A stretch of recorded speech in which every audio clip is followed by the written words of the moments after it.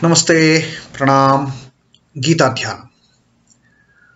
Om Parthaya pratibodhitam bhagavata narayanena swayam vyasena gratitam purana munina madhye mahabharatam advaitam ritavarshinim bhagavatim ashtadashadhyayinim ambatvam anusandadhami Bhagavad Gite bhavadveshinim.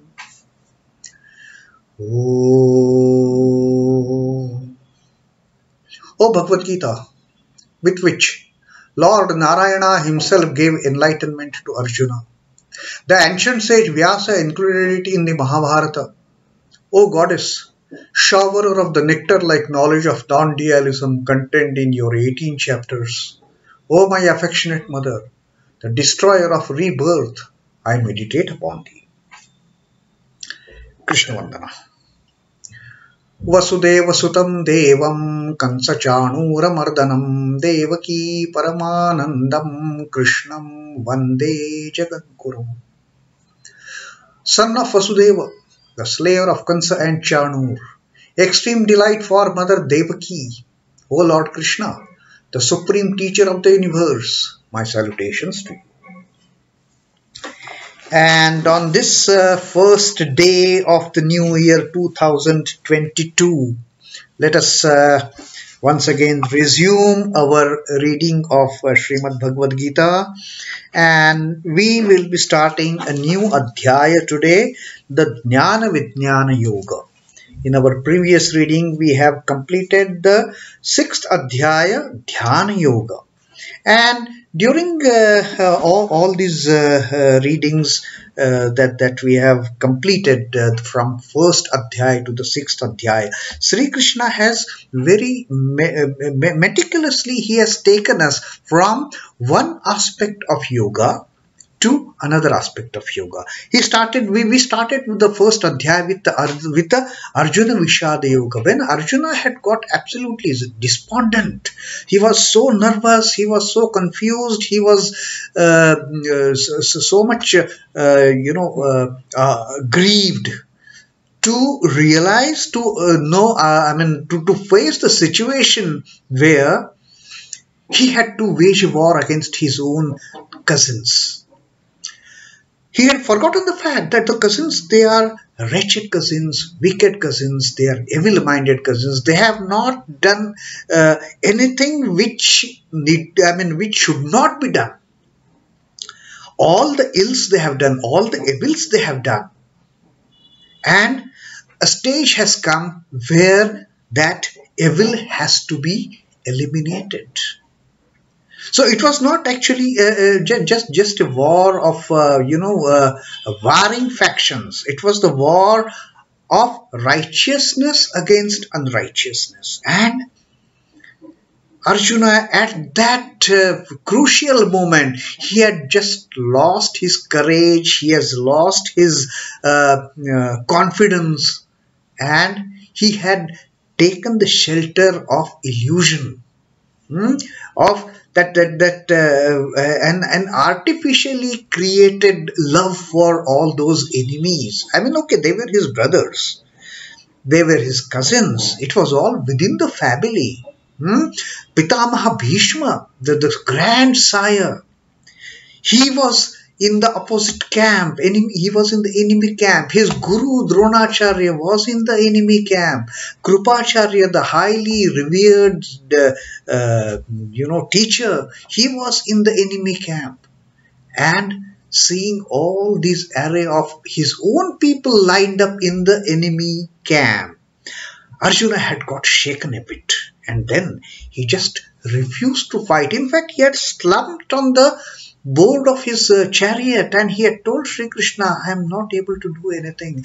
His mighty Gandiva had fallen from his hand, that bow. The arrows got scattered on the floor of the chariot, and he just slumped there,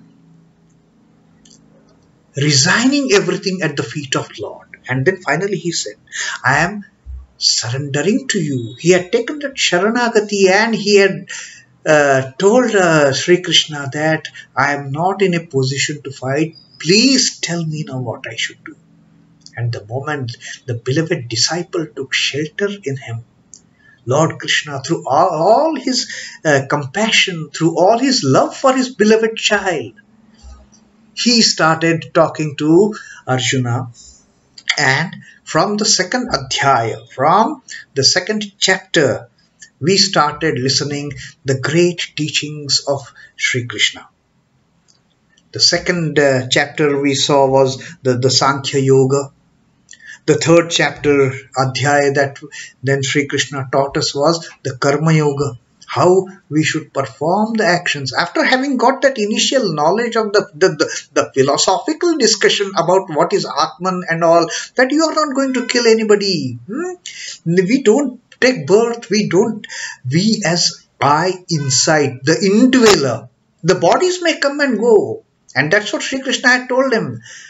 You and me, we have taken so many bodies since the time of creation. You don't know anything, I know them all. That is the greatness of the Lord. Sri Krishna says, this is not the first time we are coming here together. We have been born a number of times. The difference is, I know each and every birth of mine. You are ignorant one on that. So he started teaching those philosophical tenets of the real self, the Atman, and all those things. Then he taught us the real practice of karma in the Karma Yoga in that third chapter. Having taught how to do the karma, he also taught us about the karma sannyasa yoga. That is Dnyaan karma sannyasa yoga.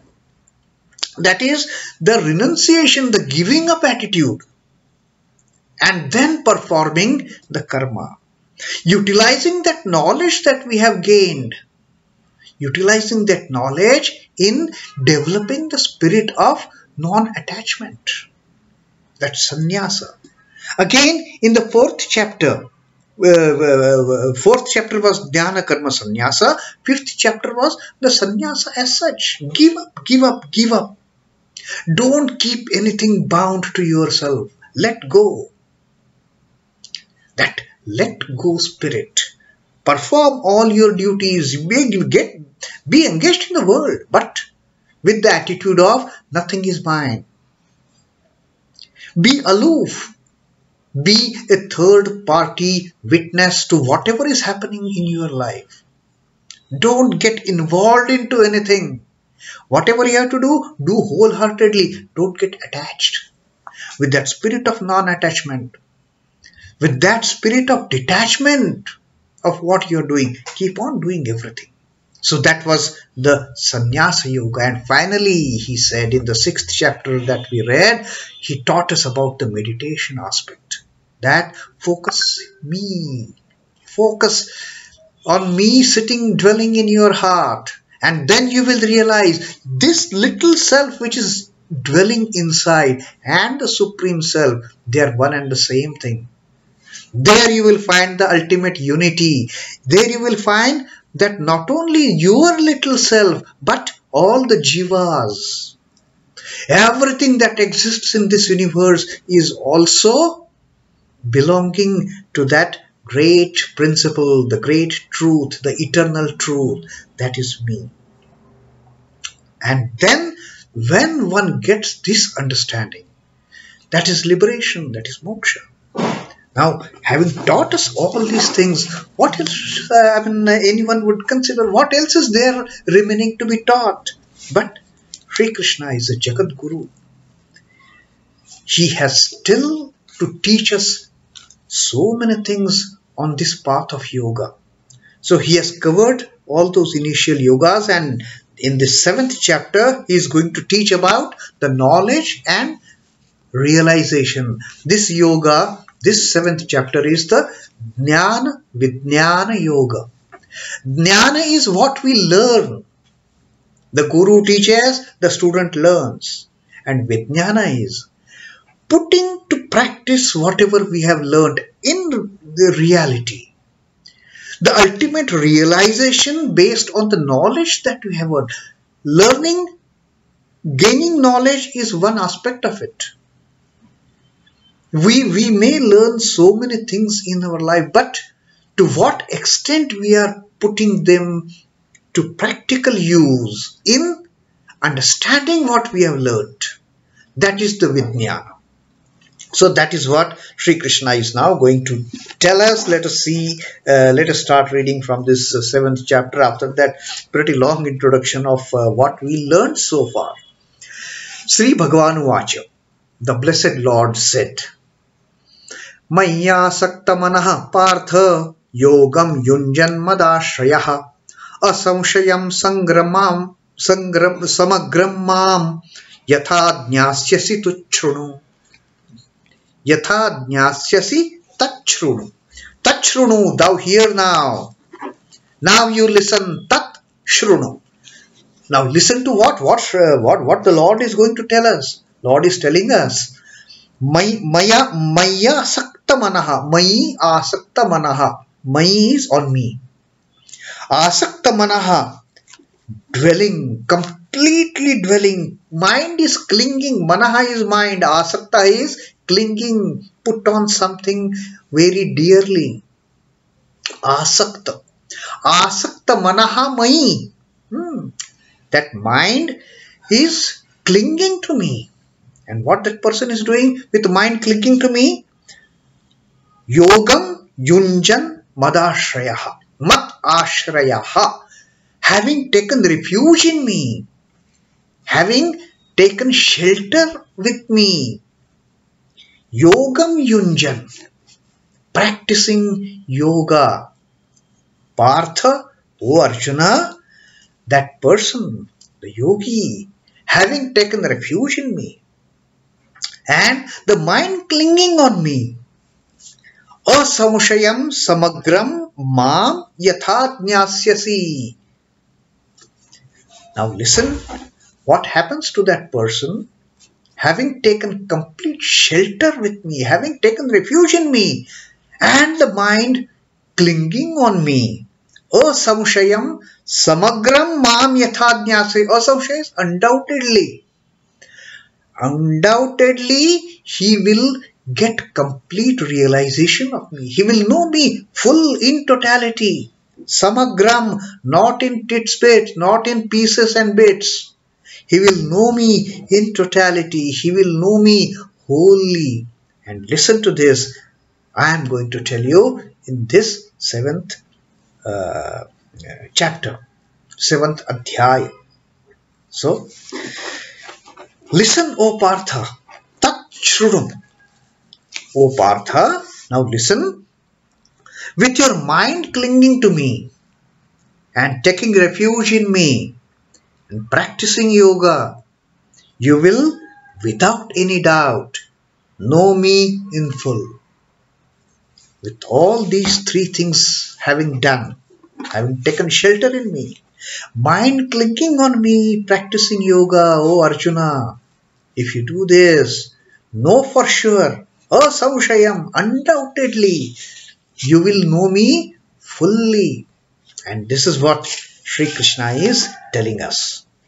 The term mad-āśhrayaḥ connotes complete indifference to the fruits of action, fame, name, and such like earthly acquisitions. Once we take shelter at the holy feet of the Lord, nothing remains of us. It is all offered, it is all surrendered, it is all given up to the Lord. The me and mine just does not exist. The me and mine just evaporates. The me and mine just vanishes. So with that attitude, there is nothing belonging to me and mine, only everything is Lord's. With that understanding, having taken shelter at the holy feet of the Lord, when there are no other distractions for us, then there is nothing belonging to me as such. So what interest I have for me and mine? When we perform our actions, when we dedicate ourselves at the holy feet of the Lord, our entire attitude of gaining anything it just vanishes.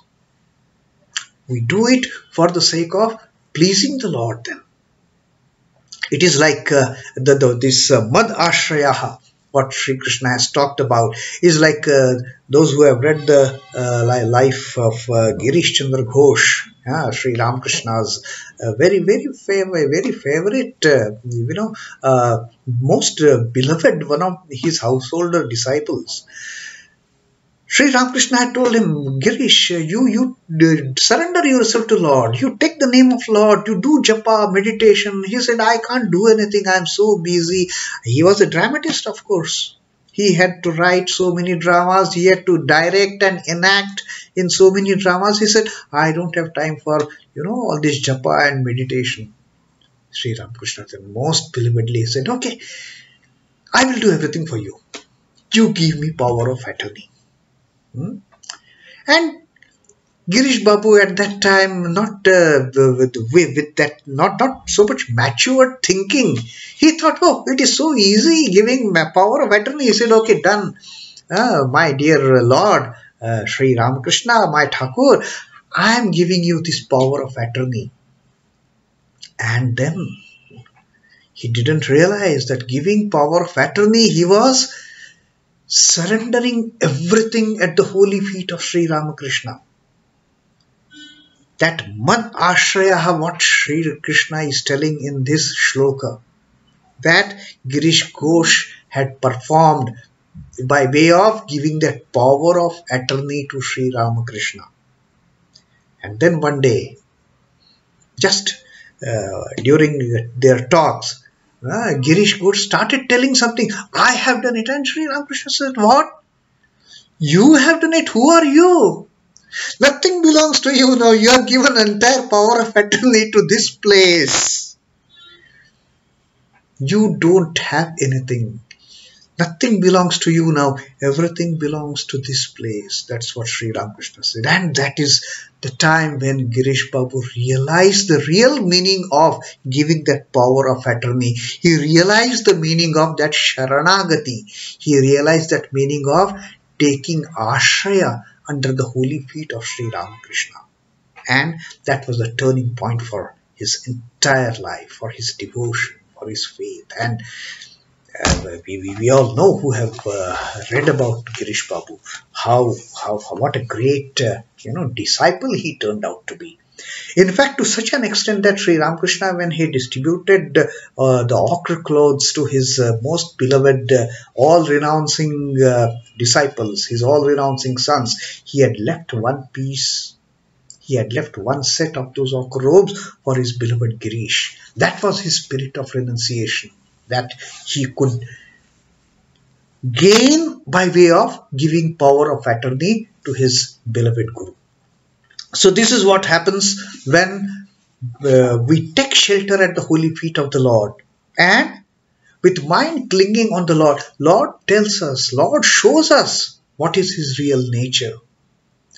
And that exposure of real nature of the Lord is not in bits and pieces, not, just some portion here, some portion there. No, it is complete totality. The whole Lord becomes, exposed to us. We know what are his attributes, what are his characteristics, what all the Lord possesses. We get to know of it. And that is when we also know, we realize we are part of that Lord. So that is what now Sri Krishna is going to tell us in this particular 7th adhyaya of Dnyaan Vidyaan Yoga. It is going to be very interesting reading, and not only just gaining the theoretical knowledge, but the practicality of it. Sri Ramakrishna used to say there are this Dnyaan, Adnyaan, Dnyana and Vidyana. The Adnyana is one who hasn't heard anything about some subject. Jnana is one who has at least heard about the subject. Like he used to give an example. Sri Ramakrishna used to give so many examples on this Jnana and Vidyana. One of the examples he used to give was milk.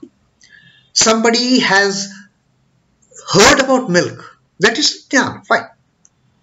Somebody has heard about milk is such and such thing. It is white in color. It contains all the